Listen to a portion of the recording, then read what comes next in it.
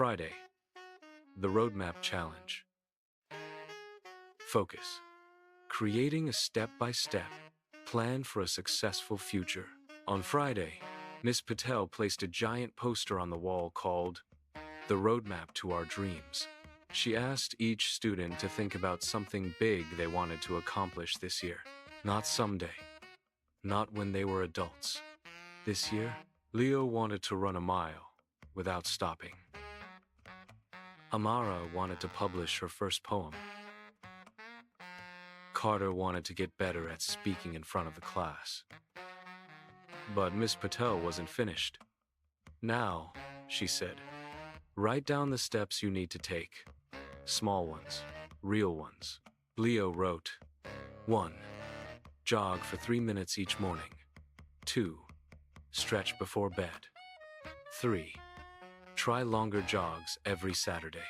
Amara wrote, 1. Write 2 poems a week. 2. Edit 1 each Friday. 3.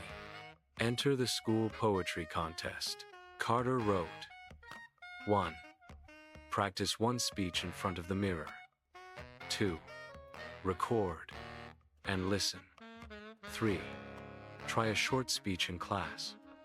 They added their steps to the roadmap. Suddenly, their dreams looked doable. Leo whispered, "This feels like hope." Miss Patel nodded. That's what happens when the path becomes clear. Reflection questions. 1. Why did Miss Patel ask students to write small steps? 2.